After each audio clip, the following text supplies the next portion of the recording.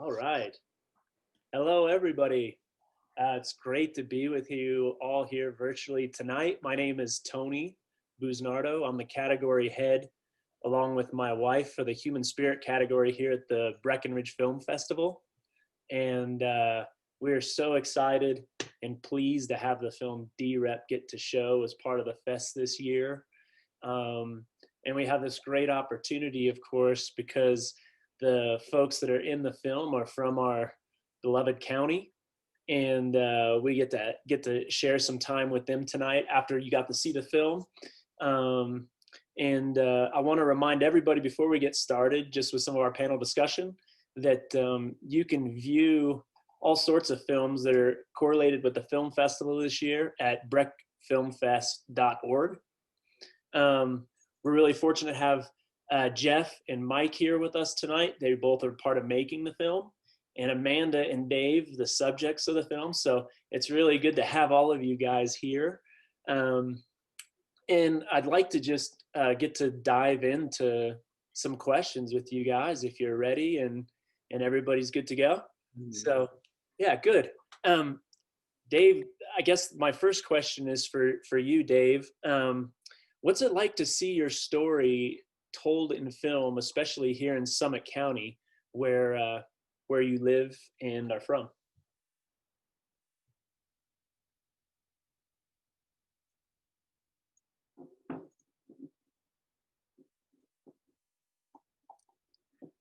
Hey, Dave, I think you're still muted. Can you unmute yourself? How's that? Way better. All right. It's just such a reward. I mean, and we're so blessed and thankful for everyone. And, it's really, you may say it's our story, but we really feel that it's the community's story as well. And, everyone, I think, hopefully should take, some good feelings home, and, what they've done for us and what they've, I think, done for each other. It really shows the strength in our community, and, especially in the times that we're in, I think it's just that much more important. And if we can just take one moment to thank everyone who's at the drive-in,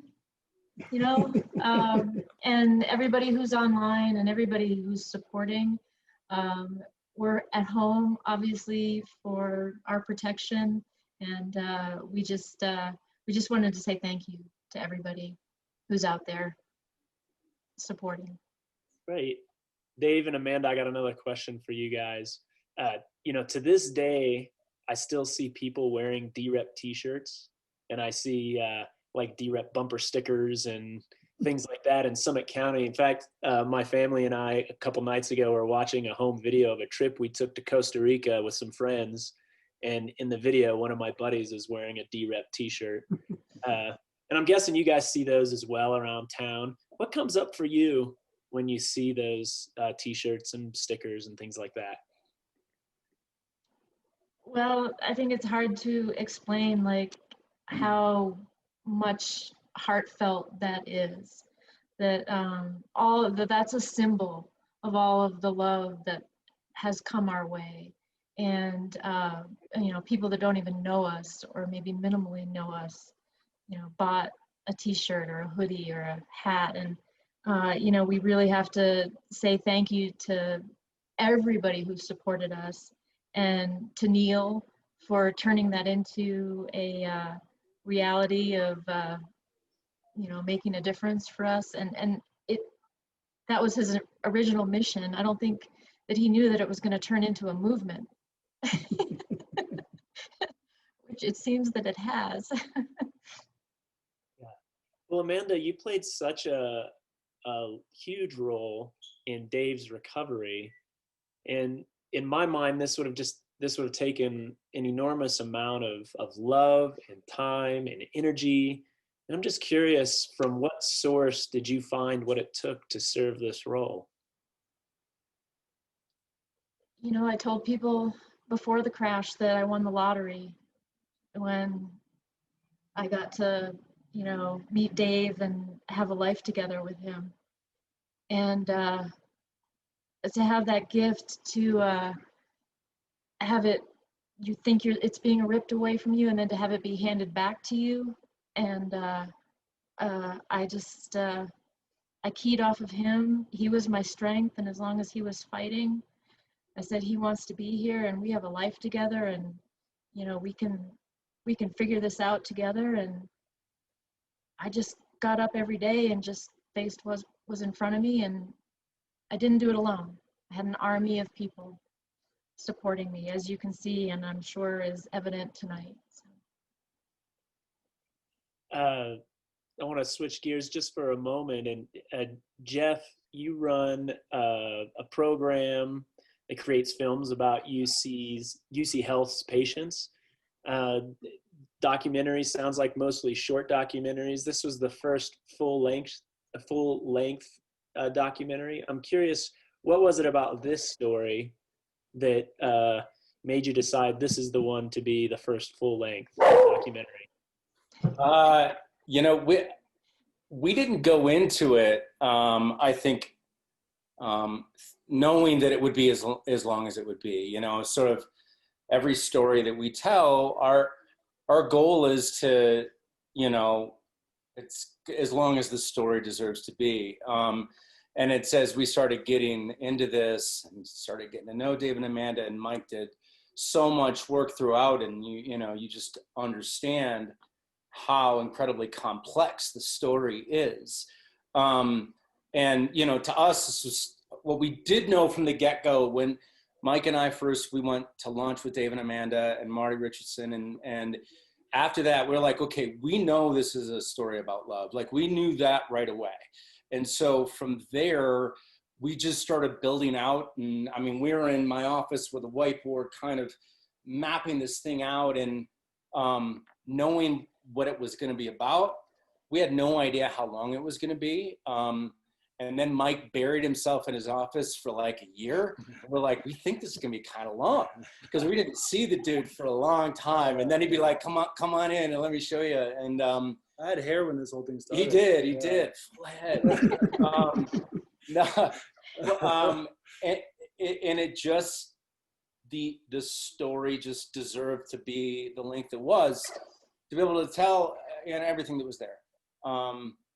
And then, you know, we were like, wow, we have a more of a feature here, which led us to start thinking about how could we get this out to get the most eyes on it? How can we look at ways to have this reach people that maybe don't typically see our, you know, the stories that we tell, because a lot of times they might just go out through social media channels or something like that. And this was a different opportunity to get this story out in different ways. And man, I can't think of anything cooler than the fact that it's premiering up there, because it's pretty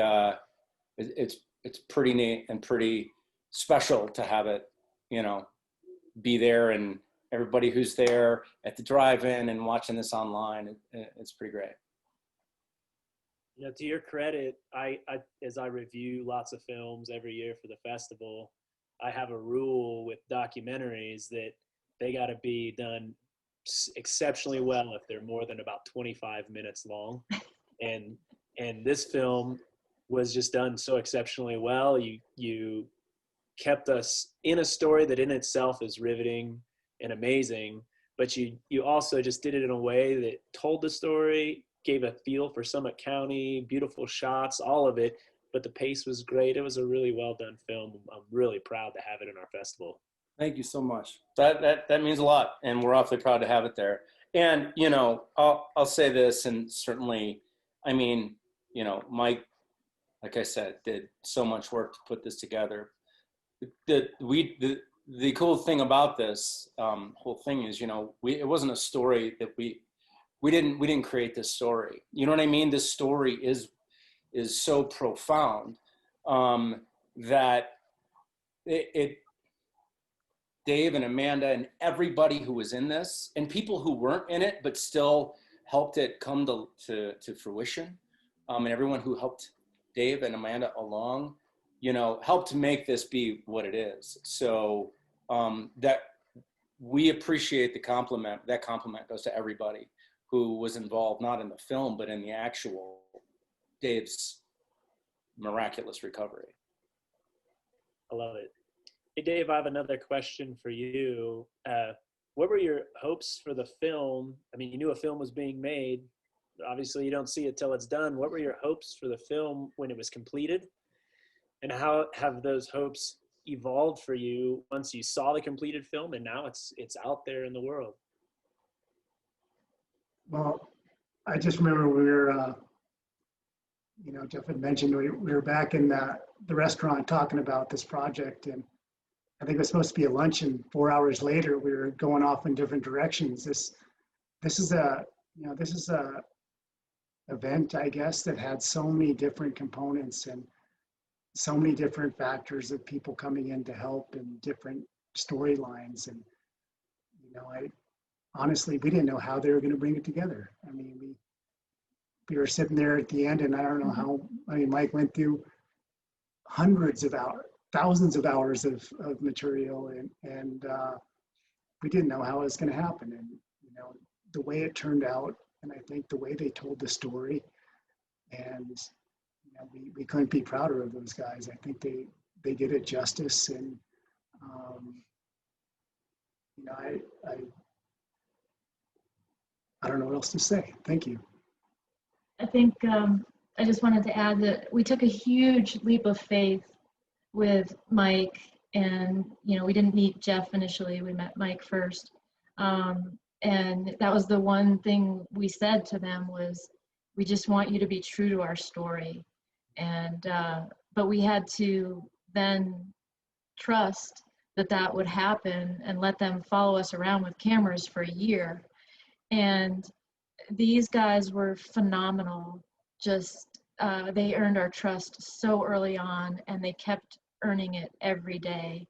And then through the final product, you can see that they're very talented, and we're fortunate that they came to us and asked us to do this. That's a good lead into my next question, which was, you both strike me as very open and kind of clear people, and I'm curious how you share a story like this and keep it your own. I don't know. I mean, it is difficult. It's sometimes it's easy just to crawl back, but when we going into this, we thought if maybe one person could maybe take something out of this, then it's all worth it. And I think that was the motivation going forward. And I think back to my original statement is it's not our story, it's everyone's story. It's everyone in the community's had a part in this, and I think this is a reward for everyone's faith and everyone's contribution and everyone's prayers, and I think this is just a tribute to everyone in our community. And I think that, as with everything in life, there's two sides to everything. So in giving up our anonymity, we were given a voice. And so it's a trade-off. And yeah, we were private people before the crash, and it's an adjustment, but it's also, a blessing that everything that's come our way, and, just all the love that we've received, which is just incredible. I wish everybody could know what it, like I said in the movie, what it's like to feel that. And for us to be able to go forward and carry our messages forward, and to have formats like this is just, it's a gift. I love that. Mike, I'm curious what the biggest challenge was for you in making this film. Well, first of all, it's hard for me to speak about challenges and hardships to a group of people that just saw the story of Dave Repsher. It's like, what do I say? But I gotta say, I think emotionally it was hard to dive into a story like this. I think, it's going to take a toll on you. I think that's true for any filmmaker out there that's telling a story about anybody that has gone through the depths of human experience. I think what started revealing itself to us as we kept going on was how beauty kept outnumbering the bad. You know, no matter how far we got into this story, we just kept realizing that the good kept outnumbering the bad. And I think that was it was a huge motivation for us. We approached this project almost the same way, just to have all the community support. I mean, I remember the very first thing I edited in this film was the story that Marty Richardson told about the helicopter coming over the fundraiser that they were throwing, and it just hovered over the rinks. That was the very first thing I put together. And that was kind of my North Star. I just wanted to build toward that moment because it just reminded me that everything is, it's good. And I'm not trying to say this story is good. It's a tragic story, you know. One of the most beautiful parts to me also was Karen Mahaney, how she said Patrick was there helping Dave fight through this, you know. And that just showed me, you know, like how wonderful these people are. And it just blew me away how some people choose to wake up every day and look at life. And so Dave survived, obviously, and it's because of all of them, all of the people around him, and that helped his story survive too. And I think I can speak for everybody. That's just, we're very proud to be able to be a part of it and to tell it. Dave and Amanda, this film, it keeps kind of coming up. It tells this story of the love and dedication of a whole community that came up around you to help carry you through very difficult challenges, a community in Summit, a community in Denver at UC Health, your family. How has that love and dedication of others affected who you are to this day?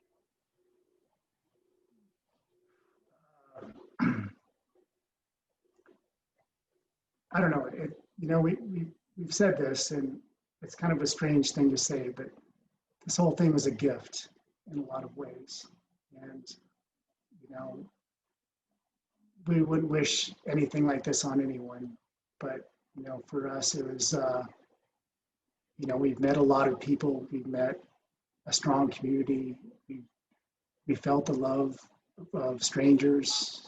And, you know, I don't know where to go with this, but we do what we can. We try to give back where we can, and we try to be part of the community. And obviously 2020 has its set of challenges, you know, and, you know, it's sort of limited us in a lot. We really miss our friends and family, like I think a lot of people do out there.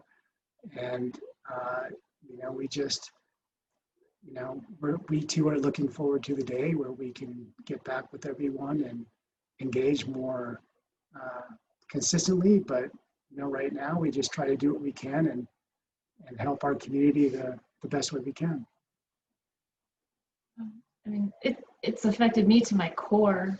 I mean, to know that there's so much love out there and the beautiful side of humanity, and to experience that. And that's a message I'd really like to share with people in this time of pain and suffering right now, that, you know, there is so much good that can come out of pain and suffering. And we're so blessed. And as Dave said, you know, it sounds strange, but it's a gift. And, you know, that's how we view it, and that's how we're going forward. What are you guys, you know, what does life look like now, maybe pandemic aside? What does life look like now? What are you involved in? What are you pursuing? Well, I think, you know, we've been involved with some helicopter occupant safety advocacy work. And Karen has been the true champion of that.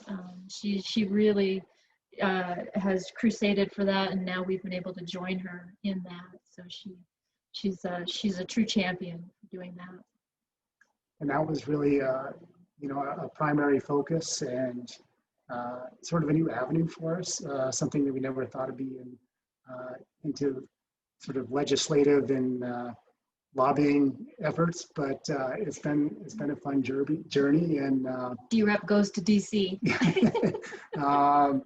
you know, That's our sequel. That's our sequel title.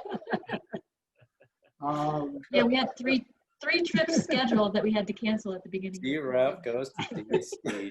Cut it, print it, done. but honestly, I gotta say, we're I guess taking advantage. I don't know if that's the right terminology, but we're enjoying being home, and we're enjoying time in the mountains, and we trying to wish everyone the best out there, and we will get through this, and we're looking forward to a brighter day, like everyone. I would say there's so many causes that we are so passionate about now, and we're working on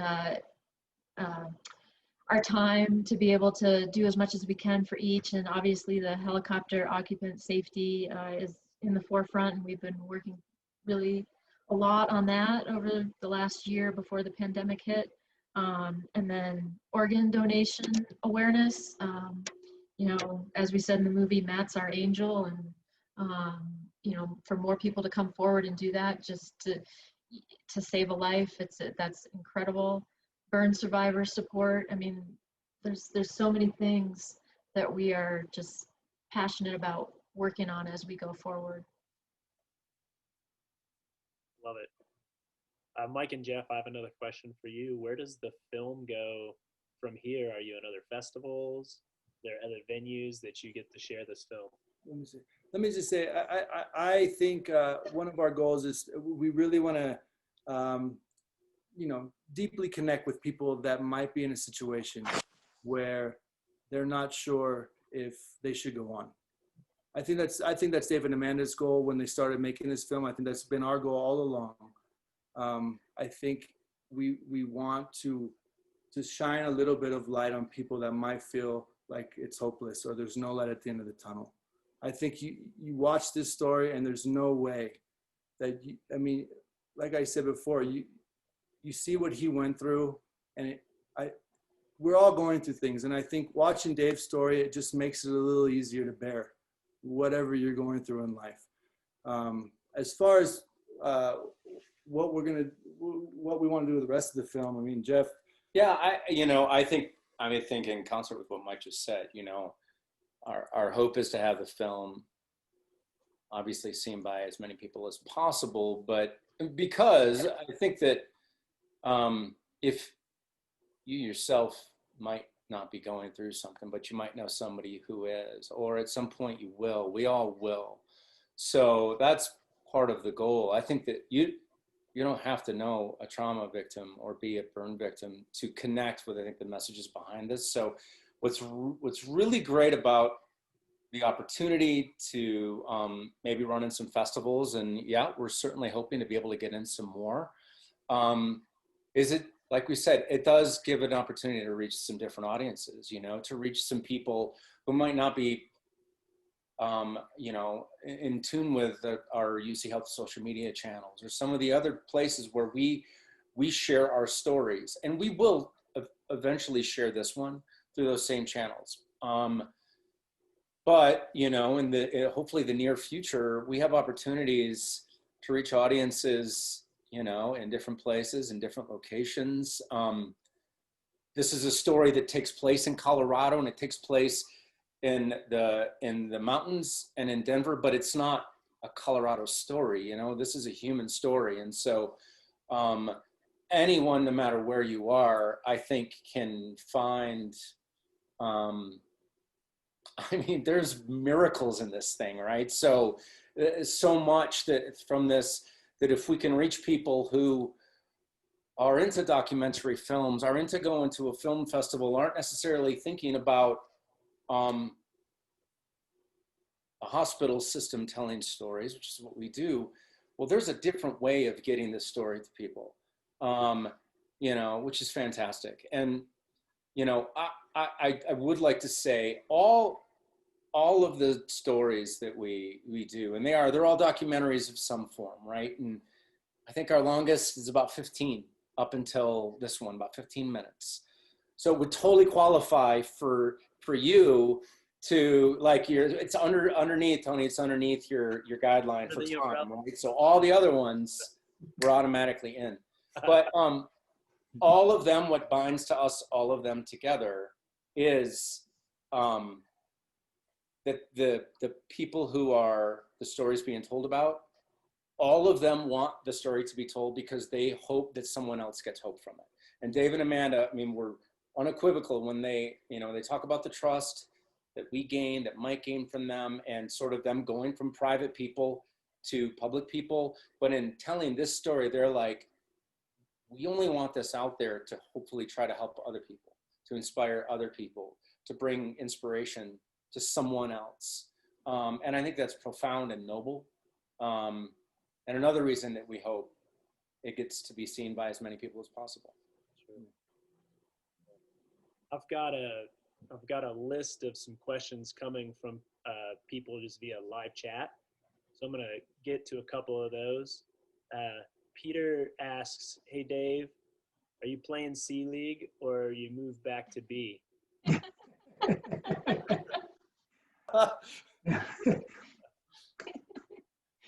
I'll just be glad to get back on the ice at any point. So,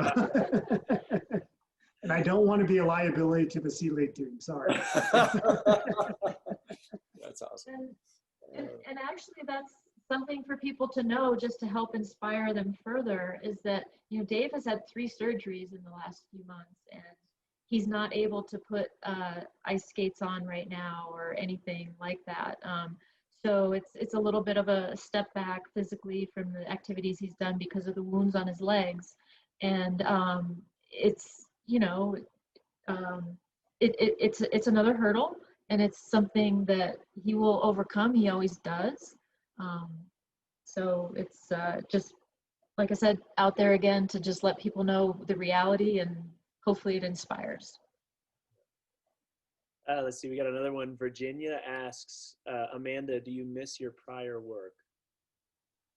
Oh, yes. I loved my job at the time of the crash, and I dearly miss the people that I got to meet in that job. And I'm so grateful for all of my coworkers who stepped in and took over when things, I mean, who walks away from a job without ever having a conversation to hand off to anybody?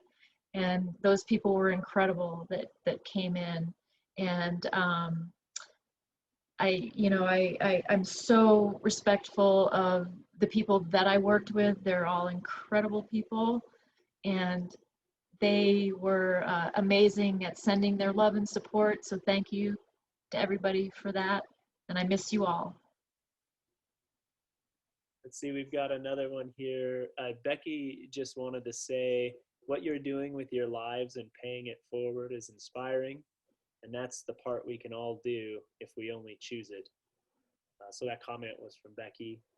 And Chris asks, I suppose this might be for Mike and Jeff.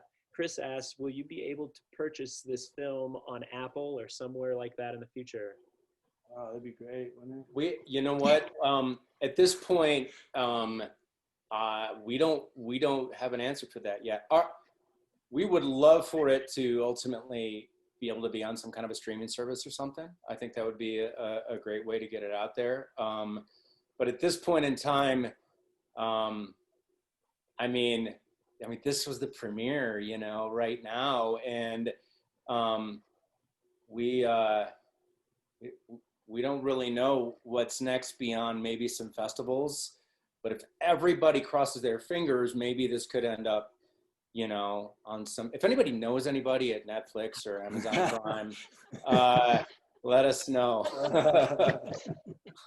Talk to like a distributor or anything like that? Yeah, maybe there's someone out there at the drive-in. Yeah.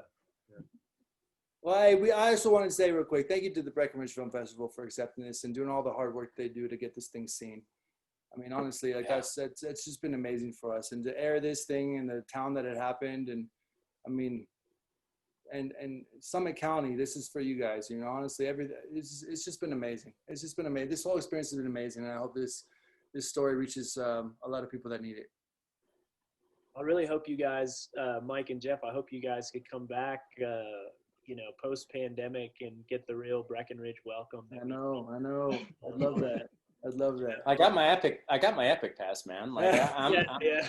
I'm ready to come. I mean, Yeah. Well, we did make Mike jump into the Blue River. I did that for Dave. Brad Stabby, our director of photography, filmed the whole thing, so maybe that'll be on the bonus scenes or something. Yeah. Awesome. Let's see. I just wanted to say a couple things, if that's all right. Yeah. A couple times, Dave, a couple times in the film, you're referred to as like tough as nails, or just a real fighter and very tough, and your determination and tenacity, in my mind, are truly admirable, and something to aspire to.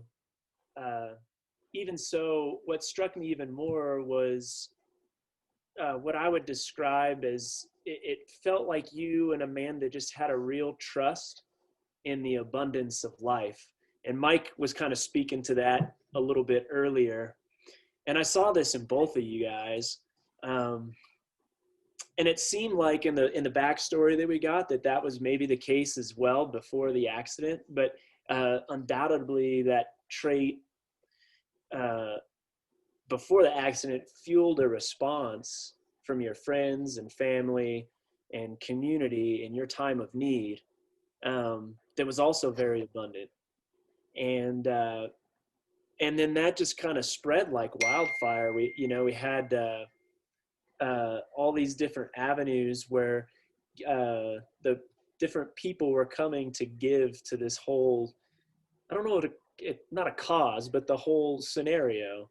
And it seemed like a little goodness just kept growing into more and more goodness, and things seemed really abundance.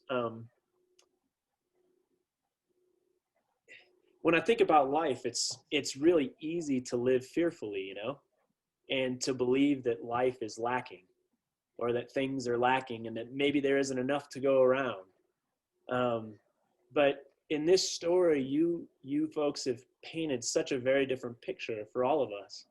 It's one that says that life is abundant, and one that shows that when you give goodness in any kind of circumstance, that goodness grows. And I, for one, am really grateful. And I hope and pray that this film can really serve as a catalyst for goodness wherever it's shown, and whoever gets to see it and experience it. And so I'm really thankful for your story with us. And I'm really thankful for all of you who are a part of bringing the film here, Mike and Jeff and everybody else who worked on it, and all of the friends who made the story that much more beautiful in their efforts, and your family.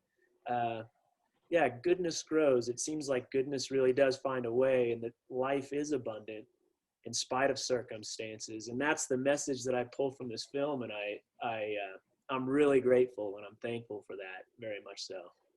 So thank you very much for that. I don't have much else to say or do. We don't have any more questions from the audience, but I don't know if any of you guys have anything you'd like to say before we wrap up. I would just like to say thanks to Matt again, and I would encourage everyone out there to become an organ donor. Their slogan is, the gift of life, and I can't emphasize that enough.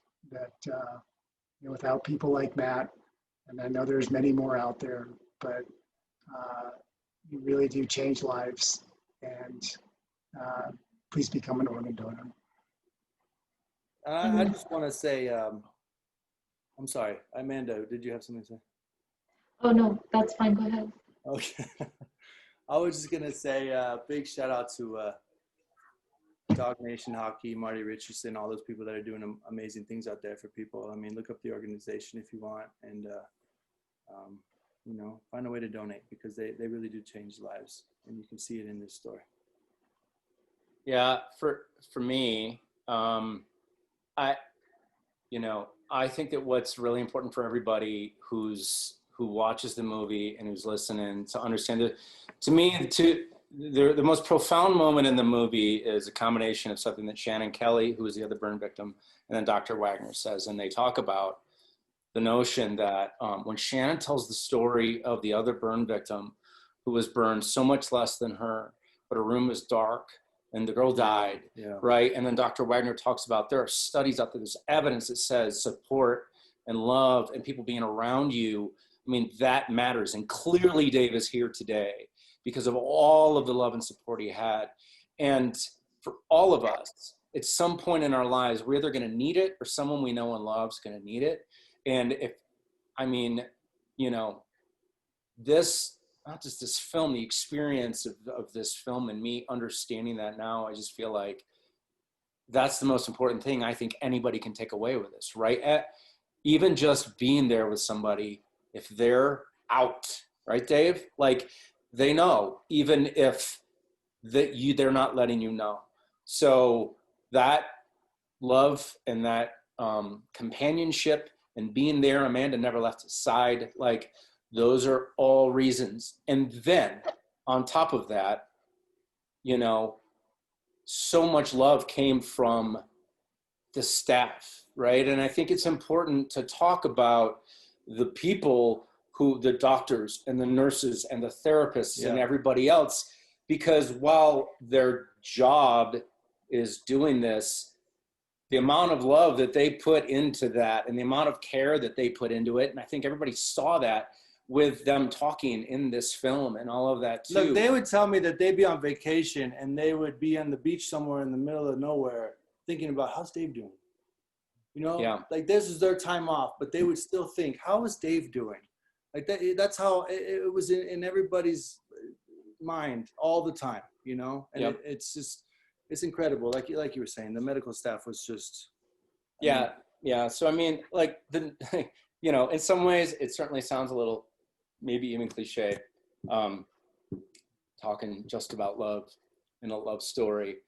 But man, in the end, that's I mean, that's the number one ingredient in anything. So, so Dave and Amanda, thank you so much. And everybody who's watching, who were a part of this thing, you know, we can't thank everyone enough for opening up and giving the love that Dave needed to be here today.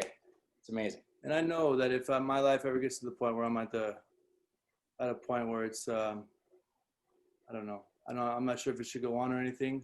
The first thing I'm gonna think about is Dave Repsher. That's for sure. And I hope that this movie helps other people think that same way. So thank you guys. Thank you for everyone. Thanks for everyone that came out to the drive-in. I appreciate you guys. Thank you. I can hear you scream from Denver for sure. And so keep screaming. And thank you guys. You're thanking everybody else, but thank you guys for the job that you did bringing this to the screen and telling the story. I mean, it's truly incredible. And I just wanted to say that I mean, people face tragedy every day, and there are just so many stories of people surviving against all odds, and the beautiful strength of humanity and the love that's out there. And we're so blessed not only to have been on the receiving end of all of that, and that's why we're here, but to also, you know, have our story told. So behind us, behind everybody in that film, there's 100 people or thousands of people. And behind every day for us, there's thousands of people that are connected to our story and supporting us. And I just think it's important for everybody to recognize that and to know that you know, it is a gift that this story is being shown and shared. And we're happy to do that, but we're not alone in this sharing of our story. There's other beautiful stories out there too. Yeah. Yes, indeed. Well, I want to thank all of you again. Thank you for an amazing film. Thank you for sharing your story with us, Dave and Amanda. I want to remind everybody out there that's watching that you can view this film and a whole lot of others at breckfilmfest.org. Thanks again, Dave and Amanda, for showing us an abundant kind of life where goodness adds to more goodness. I love how you've taken your experience, all of the good and the bad, and you share good things with it, and you've added more good. And each of us, every day, we have a chance to choose abundance and to choose to add a little goodness. And so thank you very much, and I wish you guys well. Thank you. Thank you. Thank you.